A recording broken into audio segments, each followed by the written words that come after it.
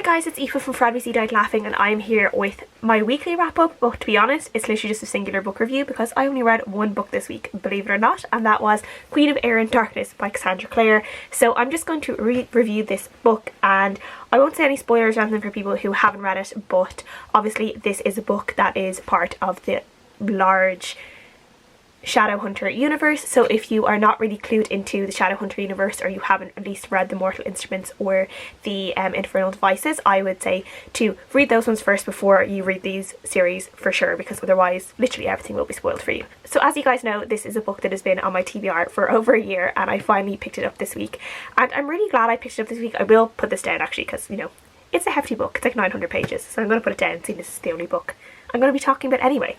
So I'm so glad that I picked this book up this week because I'm sure, like everyone else, just social distancing and self-isolation and everything is just starting to really get annoying, and I'm just feeling really fed up at the moment, really unmotivated. That's why this video is late, because I just was not arsed, honestly, to be filming yesterday. Even though I have like all the time in the world to film right now, I just don't really want to. I just feel like I'm just feeling really unmotivated at the moment. I'm feeling really sluggish, and yeah, it's just so annoying. It's just that whole thing of like being stuck inside, not really being able to go anywhere within 2 kilometers of my home, and yeah, just missing my friends and missing my boyfriend, and yeah, it's just so annoying. So yeah, I was feeling just really shitty basically, and I picked up Queen of Air and Darkness to start for my first book for the Magical Readathon because I needed to read a book that had shapeshifting in it, and obviously there are werewolves in the Shadowhunter universe, so I decided to pick that up. And it's been a really long time since I picked up a Shadowhunter novel. The last time was 2017, I think, which is when Lord of Shadows came out, which is the book, the prequel to Queen of Air and Darkness. And yeah, so it's been a really long time since I've been in the Shadowhunter world in the book version, and it was just so nice to be able to come back to it. I just loved the world so much, and I feel because of this one as well, it's because you've built up so much of a world within the Mortal Instruments and the Infernal Devices, and now with the Dark Archvices as well. You have the Blackthorn family as well, and it's just, it feels so nice, and it feels like, it honestly just feels like a little bit like Hogwarts in a way. It feels like coming home, and it feels like you know all the characters so well, and then you have like Magnus and Alec and Jason, Clary and Simon and Isabel kind of pop in and out of the book, because obviously they're all in the same universe, because this is set I think 5 or 6 years after the Mortal Instruments. And it's just so lovely to see them and to see what they're up to and see how their lives are progressing. And yeah, I just really enjoyed being immersed in this world, and I think it was just the best thing for me this week while I just was like really struggling with everything going on in the world. And it was just nice to be able to sink into this world and not have to think about my one for a while. Who has read Lord of Shadows, you do know that Lord of Shadows ends with a particularly kind of tragic moment, and obviously because it had been a while since I read Lord of Shadows, like I guess the emotion of it had worn off for me a little bit by the time I picked up Queen of Air and Darkness, and we're seeing the immediate aftermath of those moments and what happened. And I still felt very emotional for it, but I'm sure if I'd gone straight into Queen of Air and Darkness after reading Lord of Shadows, it probably would have been more emotional. Enjoy how everything kind of progressed in this book. I feel like one of the things I really like about this book is the fact that it focuses so much on fairy, which we didn't get to see as much as in the Mortal Instruments, because they weren't as involved as much as other downworlders like the werewolves and vampires with what was going on in the Mortal Instruments.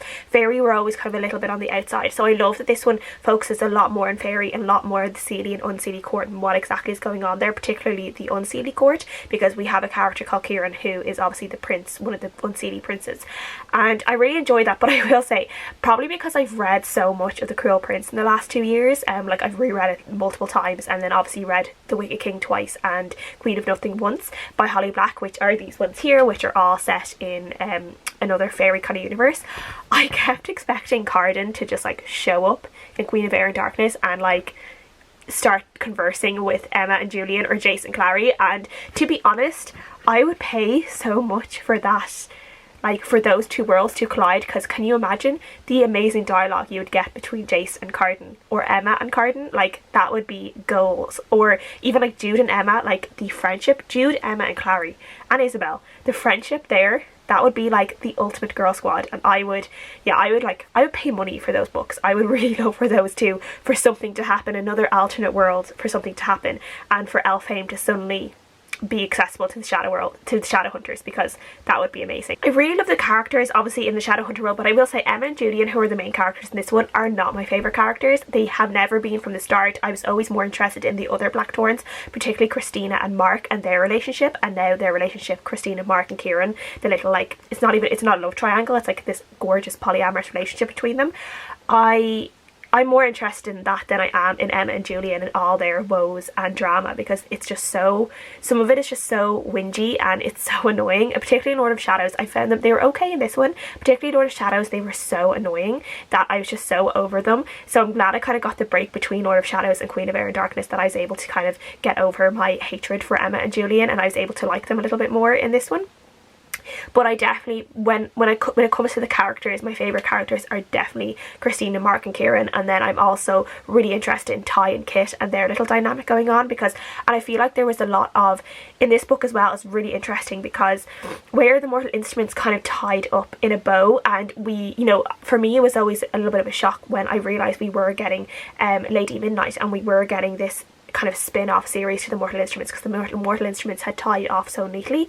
With this trilogy, it definitely didn't tie off neatly. There's still a lot of things that are like kind of left unsolved and to be explored in later books, and particularly with Kit and Ty, I feel like Cassandra Clare definitely, like, you know, she started something off that we will definitely follow Kit and Ty in a later series.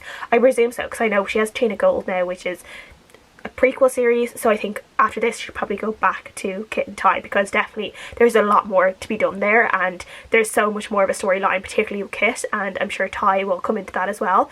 But yeah, and I'm really excited for that. I think it was done really well. It was done in terms of that it definitely concluded what was happening in this book, but it gave some really exciting moments that will happen in the future. The promise of some character progression and things like that, I think will be really interesting in later books, so I'm really glad about that. I will say I did enjoy kind of the battle near the end of Queen of Air and Darkness, but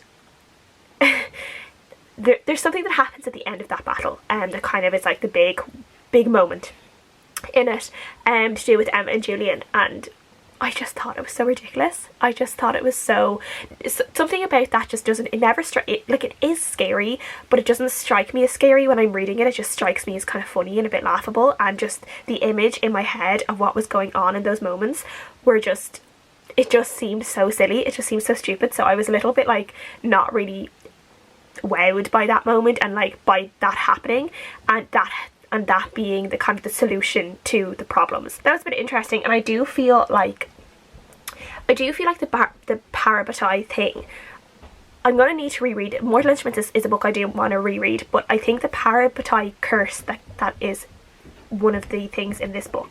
I feel like Cassandra Clare just kind of made that up when she wanted to write this series. I feel like that was never going to be a thing in like past books, like in Mortal Instruments or the Infernal Devices. I feel like she hadn't really decided that Parabatai thing was going to, there's going to be like a curse on it. So I do feel like it's something that she kind of made up for this trilogy, though I can't be certain on that. I will have to reread the other two series to see if anything was said there, because I'm not sure if there ever was anything said. But yeah, yeah, it's kind of one of those things I'm kind of like about, I don't know. But yeah, I wasn't totally overwhelmed by the big things that happen at the end of this book. But overall, I just really enjoyed reading this. It just was the perfect time for me to read it, and I just fell in love with the characters all over again, with the world all over again. It was so lovely to be back in the Shadowhunter world, because as I said, it's actually been a really long, I hadn't realised how long it had been since I read a Shadowhunter book, so I love being back in the world. I want to go back and reread all of them, particularly the Infernal Devices, because that is my favourite trilogy, as is, I think it's like everyone's favourite trilogy or favourite part. But yeah, Tessa and Will Herondale are like my OGs. I love them so much.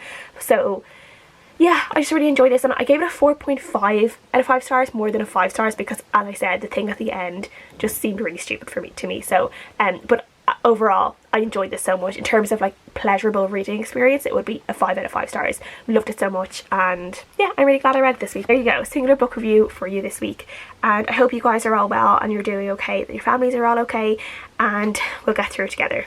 Only who knows how long left, but we'll get there. At least we have some books to read while we're doing it. So please let me know your thoughts down below of Queen of Air and Darkness if you have read it, what your favourite Shadowhunter book is down below if you have read the series. I would love to know, and I'll see you guys again next time.